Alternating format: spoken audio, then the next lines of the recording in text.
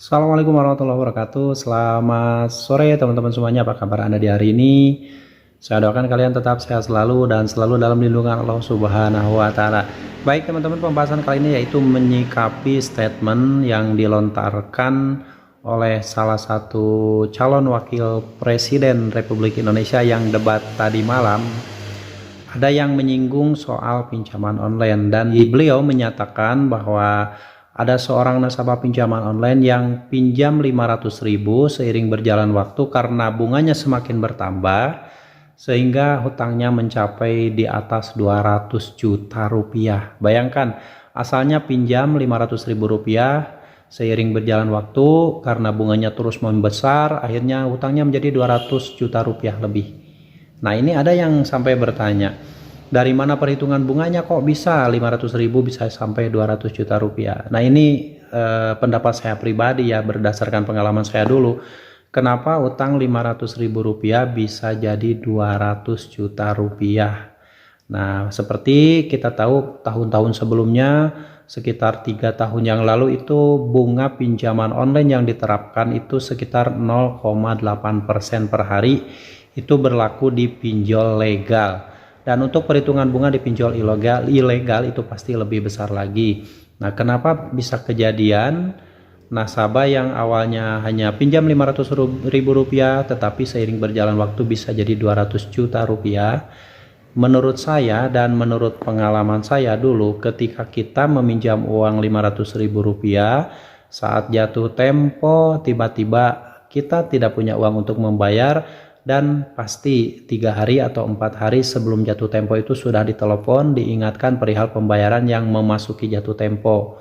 Nah, pas hari jatuh temponya itu penelponan pasti lebih sering lagi dan ada sedikit penekanan ataupun tekanan, ancaman, caci maki yang menakut-nakuti agar nasabah itu segera melakukan pembayaran. Nah, apabila nasabah tersebut ketika ditagih dengan cara penekanan dan caci maki tersebut merasa takut, akhirnya si nasabah ini berusaha untuk membayar utang tersebut dan berusaha mencari utangan baru, mencari lagi pinjaman yang lain karena dia sendiri sudah tidak punya uang lagi untuk membayarkan, sehingga mencari utang yang baru lalu dibayarkan untuk membayar utang tersebut. Lalu seiring berjalan waktu itu utangnya akan semakin membesar.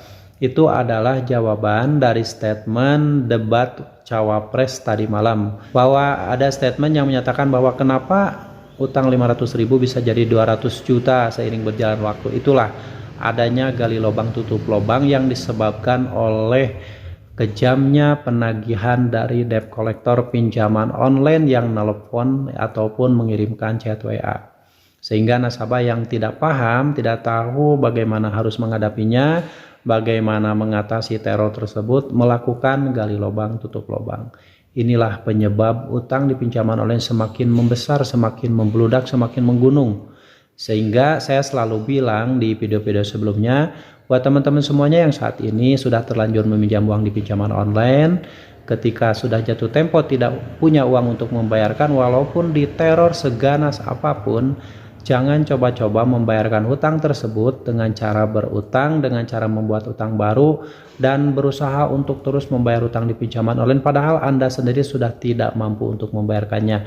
Lebih baik saat itu pula ketika Anda sudah tidak mampu membayarkannya, solusinya adalah gagal bayarkan dan terima segala risikonya, ikhlaskan bahwa kalian itu sudah tidak mampu bayar, jangan lagi memaksakan membayar. Jangan memikirkan slik OJK, jangan memikirkan teror-teror yang mengancam akan dipenjara, akan diproses ke jalur hukum, dan sebagainya. Itu semua adalah segala resiko yang bisa kita rasakan ketika kita mengalami telat bayar di aplikasi pinjaman online. Itulah teman-teman penyebab kenapa nasabah yang tidak tahu awalnya ketika meminjam 500.000 rupiah, seiring berjalan waktu itu bisa jadi 200 juta rupiah. Jadi hati-hati buat teman-teman yang sudah pernah meminjam uang di pinjaman online, jangan coba-coba gali lubang tutup lubang. Tidak mampu bayar, stop membayarkan, gagal bayarkan, dan terima segala risikonya. Karena risiko gagal bayar itu tidak ada yang berat. Yang berat itu adalah isi pikiran kita karena selalu memikirkan skor kredit, takut bermasalah, takut masuk slik OJK, takut di BI checking, takut di penjara, dan sebagainya. Itu semua tidak usah dipikirkan, kalian lebih baik fokus saja untuk menghentikan pinjaman kalian di pinjaman online, jangan coba-coba lagi membayar utang di pinjol dengan berutang. Oke, semoga sharing ini bermanfaat, dan teman-teman yang saat ini sedang mengalami kesulitan ekonomi, baik itu permasalahan dengan pinjaman online ataupun permasalahan hidup yang lainnya, saya doakan kalian segera diberi solusi terbaik oleh Allah Subhanahu wa taala, dan jangan lupa untuk selalu memasrahkan hidup kalian pada Allah, meminta pertolongan sama Allah, tobat sama Allah, dan beribadah sama Allah, perbanyak zikir, perbanyak sholawat. Insya Allah Allah akan memberikan petunjuk dan jalan keluar untuk Anda. Ya, sesulit apapun masalah Anda, jika kita berpasrah sama Allah, meminta pertolongan sama Allah, insya Allah akan ada solusi dan jalan keluarnya. Oke, tetap semangat. Assalamualaikum warahmatullahi wabarakatuh.